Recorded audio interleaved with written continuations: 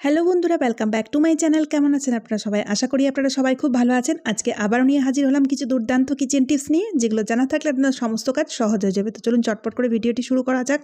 তো বন্ধুরা, রান্নাবান্না করে নেওয়ার পরে যখন আমরা কিচেন থেকে লাইট অফ করে বেরিয়ে যাই, তখন দেখবেন পোকামাকড়, আরশোলা, টিকটিকি কিচেন স্ল্যাপে বা গ্যাস স্টোভে ঘোরাঘুরি করে থাকে। অনেক সময় দেখা যায় দুধ গরম করার পরে যখন আমরা দুধটাকে ঠান্ডা করার জন্য দুধের বাসনের ঢাকনা যেন একটু হালকা করে খুলে রাখি, সেক্ষেত্রে সেই দুধের মধ্যে টিকটিকিতে মুখ দিয়ে দেয়। বা অন্যান্য খাবারও যদি আমরা ভুলবশত খোলা ছেড়ে যাই, সেক্ষেত্রে টিকটিকিতে বা আরশোলাতে মুখ দিয়ে দেয়। আর টিকটিকি সব থেকে বেশি বিষাক্ত। টিকটিকির লালা, মল বা স্কিন খুবই বিষাক্ত হয়ে থাকে। আর সবচেয়ে বেশি টিকটিকি রান্নাঘরে দেখা যায়।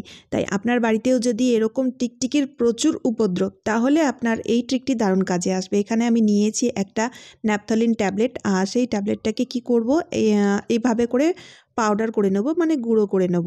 তারপরে আমাদের নিয়ে নিতে হবে পেঁয়াজ, অর্ধেক টুকরো পেঁয়াজ নেব। পেঁয়াজটাকে আমি গ্রেট করে নেব, ঠিক আছে? অল্প একটু পেঁয়াজ দিলে হবে। তো দেখুন বন্ধুরা, পেঁয়াজ আর ন্যাপথলিনের গন্ধটা খুব উগ্র হয়ে থাকে, যার ফলে টিকটিকি বা যে কোনো পোকামাকড়েরা কিছুতেই সহ্য করতে পারে না। তারপরে দিয়ে দিতে হবে ভিনিগার। যে কোনো ধরনের ভিনিগার নিয়ে নিতে পারেন, অ্যাপেল সাইডার ভিনিগার বা নর্মাল ভিনিগার নিলেও হবে। সবগুলো জিনিস ভালো করে মিশিয়ে নিতে হবে। তারপরে আপনারা চাইলে ছেঁকে যে কোনো স্প্রে বোতলে ঢেলে ইউজ করতে পারেন। আর যদি আপনার কাছে স্প্রে বোতল নেই, তাহলে সেক্ষেত্রে একটা মোজা হাতে পরে নেবেন, আর সেই মোজার মধ্যে সলিউশনটাকে ভালো মতো করে দেখুন লাগিয়ে নিতে হবে। এভাবে চামচের সাহায্যে লাগালেই হবে। আর যদি স্প্রে বোতলে ঢালছেন, স্প্রে বোতলে ইউজ করছেন, তাহলে আপনারা যেখানে খুশি ইউজ করতে পারবেন। অনেক সময় দেখা যায় বাথরুমে প্রচুর টিকটিকি রয়েছে, বা ড্রয়িং রুমে বা রুমে, তো সেসব জায়গায় ভালো মতো করে স্প্রে করে দিন। আর অবশ্যই কিন্তু রান্নাঘরে টিকটিকি থাক বা না থাক, কারণ অনেক সময় দেখা যায় আমাদের অজান্তে কিন্তু টিকটিকিটা ঘুরে বেড়ায়, আমরা দেখতেই পাই না।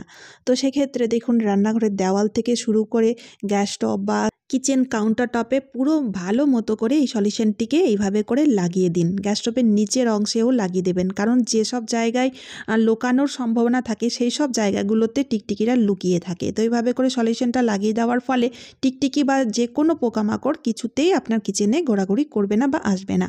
চলে এলাম পরবর্তী টিপস নিয়ে। আমরা যখন লুচি বা যে কোনো ধরনের স্ন্যাক্স ভাজি, তো অনেক সময় দেখা যায় কিছু তেল বেঁচে যায়।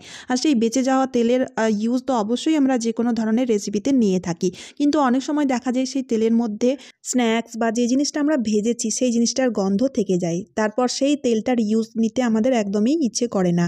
আর তাছাড়া দেখুন, তেলের মধ্যে ছোট ছোট খাবারের কণাগুলো পুড়ে যায়, আর সেগুলো তেলের মধ্যে রয়ে যায়। তাই তেলটা কিভাবে পরিষ্কার করব, আর তেলের আগের যে গন্ধটা, সেই গন্ধটা কিভাবে রিমুভ করব, তারই একটি দারুণ উপায়।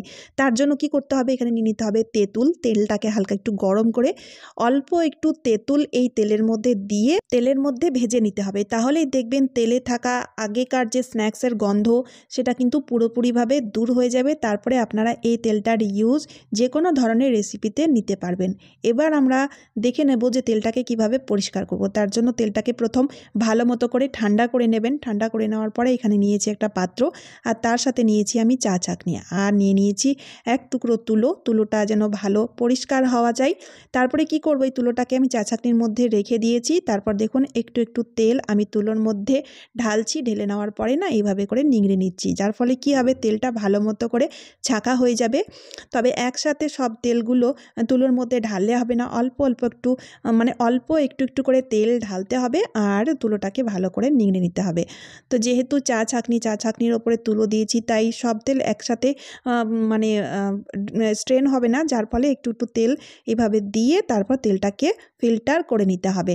তাহলেই দেখবেন বন্ধুরা, তেলের মধ্যে যে পোড়া ছোট ছোট কণা একটাও কিন্তু তেলের মধ্যে যাবে না। তেলটা খুব ভালো মতো করে ফিল্টার হয়ে যাবে। তারপরে আপনারা এই তেলটার ইউজ আর অন্যান্য রেসিপিতে নিতে পারেন। তবে একটা কথা মনে রাখবেন, বেশি দিন তেলটাকে রেখে ইউজে নেবেন না। 24 ঘন্টার মধ্যেই তেলটাকে ইউজ করার চেষ্টা করবেন। আশা করছি ট্রিকটি আপনাদের দারুণ কাজে দেবে। চলুন এবার দেখে নেওয়া যাক পরবর্তী টিপসটা। তো বন্ধুরা, আমরা যখন স্যালো টেপের ইউজ করে থাকি, তো সেক্ষেত্রে একটা সমস্যা দেখা যায়, স্যালো টেপের মুখটা হারিয়ে যায়। সেক্ষেত্রে আমরা কিন্তু খুবই খুঁজতে থাকি। আর যখন মানে দরকারের সময় না এভাবে করে খুঁজতে ইচ্ছেও করে না আর খুব বিরক্তও লাগে। তাই বন্ধুরা আমি আজকে আপনাদের একটা দারুণ ট্রিক বলে দেবো, যার সাহায্যে খুব সহজেই সেলোটেপের মুখটা হারিয়ে গেলেও খুঁজে পাওয়া যাবে। এখানে আমাদের নিয়ে নিতে হবে পেন।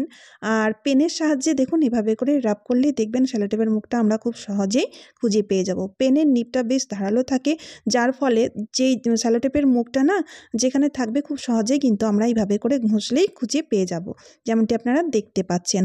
এই যে দেখুন বন্ধুরা, তো এই ট্রিকটিও দেখবেন আপনাদের এমার্জেন্সি টাইমে খুবই কাজে লাগবে। তবে সেলোটেপের মুখটা যাতে না হারিয়ে যায় তার জন্য কি করতে হবে, মুখটাকে না এইভাবে করে 2বার 3বার করে ফোল্ড করে মানে ভাঁজ করে রেখে দেবেন, তাহলে সেলোটেপের মুখের যে আঠা সেই আঠাটা নষ্ট হয়ে যাবে, যার ফলে এর মুখটা একদমই হারাবে না। আশা করছি ট্রিকটি খুব কাজে দেবে। চলে এলাম পরবর্তী টিপস নিয়ে। তো বন্ধুরা আমি এখানে নিয়েছি একটা লোহার তাওয়া, আর এবার কি করব নিয়ে নেবো অল্প একটু তুলো। আমি কিন্তু এখনো পর্যন্ত গ্যাসটাকে অন করিনি। তো তাওয়ার মধ্যে যা যা জিনিস আমাদের দরকার প্রথমে সাজিয়ে নিতে হবে। তো এখানে দেখুন আমি 2টো লবঙ্গ নিয়েছি, তারপরে একটু জোয়ান নিয়েছি। এবার কি করব, তুলোটাকে না এইভাবে করে মুড়ে দেব। মুড়ে দেওয়ার পরে আমি গ্যাসটাকে অন করব। আর যেই গ্যাসটাকে অন করব সঙ্গে সঙ্গে একটা বাটি বা গ্লাস চেপে আমি তুলোটাকে ঢেকে দেবো, যাতে তাড়াতাড়ি এই তুলোটা গরম হয়ে যায়। আর দ্বিতীয়ত হচ্ছে তুলোটা গরম হওয়ার সময় যে ধোঁয়া বেরোবে সেই ধোঁয়াটা যেন বাইরে বেরিয়ে না যায়, তার জন্য গ্লাস বা বাটি অবশ্যই চেপে দেবেন। এক সাইড দিয়ে যখন তুলোটা গরম হয়ে যাবে তখন তুলোটাকে আমি দ্বিতীয় সাইডে উল্টে দেবো, আর দ্বিতীয় সাইড দিয়েও আমি তুলোটাকে ভালো মতো করে গরম করে নেব। যখন দ্বিতীয় সাইড দিয়েও ভালো মতো গরম হয়ে যাবে তখন এই সলিউশনটার ইউজ আমরা নেব কোথায়, চলুন দেখা যাক। তো বন্ধুরা এই মরশুমে ছোট ছোট পোকা বা মাছির প্রচুর উপদ্রব হয়ে থাকে, বিশেষ করে সন্ধ্যাবেলায় দরজা জানলা দিয়ে প্রচুর মশা বাড়িতে ঢুকে থাকে। সেক্ষেত্রে সন্ধ্যাবেলায় এই ধোঁয়াটা আপনারা বাড়ির চারিপাশে ছড়িয়ে দেবেন। বিশেষ করে দেখবেন বাড়ির যে কোনা কোনা জায়গাগুলো থাকে, যেখানে ফার্নিচার যেমন ডাইনিং টেবিলের নিচে বা সোফার নিচে এসব জায়গায় মশাগুলো লুকিয়ে থাকে, সেসব জায়গায় ধোঁয়াটাকে ভালো মতো করে দেখিয়ে দেবেন। তাহলে দেখবেন আপনাদের বাড়ি থেকে যে কোনো ধরনের পোকা মশা মাছি একদম দূর হয়ে যাবে। আর তাছাড়া বাড়ি থেকে নেগেটিভিটিও দূর হয়ে যায়। তো ধোঁয়া দেখানো যখন হয়ে যাবে তখন একটা বাটির সাহায্যে এই সলিউশনটি যে কোনো একটা জায়গায় রেখে দেবেন, দারুণ কাজ দেবে। তাই বন্ধুরা যে কোনো ধরনের কেমিক্যাল বা স্প্রে ছাড়াই আমরা এইভাবে করে এই ন্যাচারাল জিনিসের ইউজ নিয়ে অনেক উপকৃত হতে পারি। চলে এলাম পরবর্তী টিপস নিয়ে। তো বন্ধুরা আমরা যেখানে গ্যাস সিলিন্ডারটাকে রাখি সেই জায়গায় সিলিন্ডারের জংয়ের দাগ বসে যায়, আর সেই জংয়ের দাগটাকে ওঠানো খুব মুশকিল হয়ে যায়, কারণ জংয়ের দাগটা খুব জেদি, তাই প্রচুর পরিশ্রম লাগে। তা সত্ত্বেও কিন্তু অনেক সময় পরিষ্কার হয় না। অনেকে হারপিক দিয়ে পরিষ্কার করে থাকে। মেঝেতে কখনোই হারপিকের ইউজ করা উচিত নয়। টাইলস বা মার্বেল বা নর্মাল মেঝে হলেও কিন্তু হারপিক ইউজ করার ফলে নষ্ট হয়ে যায়। তাই বন্ধুরা সিলিন্ডার খালি হলে বা বাড়িতে নতুন সিলিন্ডার আসলে অবশ্যই আপনারা এই কাজটি করবেন। তার জন্য কি করতে হবে, নিয়ে নিতে হবে তুলো। তো মেঝেতে প্রথম তুলো রেখে দিতে হবে। সিলিন্ডারের যে বর্ডার সেই বর্ডারের মধ্যে যদি তুলো রেখে দেওয়া যায় তাহলে দেখবেন মেঝেটা পুরোপুরিভাবে তুলোর সাহায্যে প্রোটেক্ট হয়ে যাবে, যার ফলে সেই মেঝেতে সিলিন্ডারের যে জংয়ের দাগ সেই জংয়ের দাগ কিছুতেই লাগবে না। ট্রিকটি খুব ছোট্ট কিন্তু দেখবেন খুবই কাজে দেবে, কারণ এই তুলোর সাহায্যে পুরোপুরিভাবে সিলিন্ডারটি মানে বা মেঝেটি প্রোটেক্ট হয়ে যাবে, জংয়ের দাগ একদমই লাগবে না। আশা করছি ট্রিকটি আপনাদের খুবই কাজে দেবে। যদি কাজে দেয় তাহলে অবশ্যই ভিডিওটি শেয়ার করতে ভুলবেন না। তো চলুন বন্ধুরা আজকের মতো এই পর্যন্ত। আশা করি ভিডিওটি ভালো লেগেছে। ভিডিওটি ভালো লাগলে লাইক শেয়ার কমেন্ট করতে একদমই ভুলবেন না। তারই সাথে চ্যানেলটিকে সাবস্ক্রাইবও করে নিতে হবে। তো চলুন আবারও দেখা হচ্ছে অন্য কোনো নতুন ভিডিওতে। টাটা বন্ধুরা।